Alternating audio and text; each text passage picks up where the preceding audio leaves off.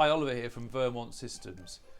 This week, the question to ask your IT company is, how do you go about identifying risks in my network? So we all assume, or you all assume, that IT companies know everything about you and have all the information to hand. It's well documented and they know what the risks are. Unfortunately, that's not the case. Usually, IT companies find out there's a problem when an actual problem happens. The monitoring system will pick up some stuff, but it doesn't pick up everything. They assume that when they install a PC or a router or a laptop or a server, that it's going to be as good as it was on the first day it was installed for the rest of its life. But rarely does that happen. Things change. Upgrades, patches, support desk people change stuff. Things change, and so you need to know how it's doing. So you need to ask a question of your IT company. How do you go about identifying risks in my network? If they don't have a separate process, then you know they are relying on monitoring and for things to go wrong to identify to them that there's a risk, which is not good because that's reactive, not proactive. Proactive means doing something to prevent something, right?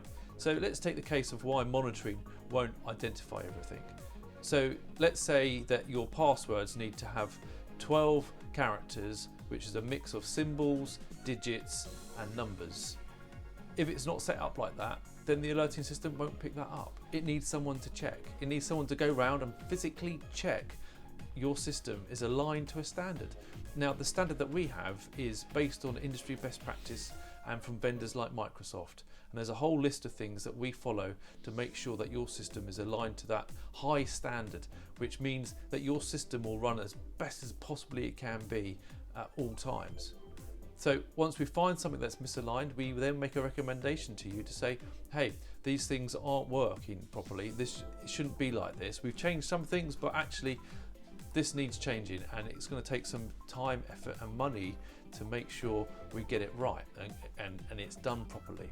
So you know that if you don't do something, that you run a risk and the impact on your business could be quite high, or if you do it, then the impact will be quite low. So it's important to really identify and have a separate process for identifying problems in your network.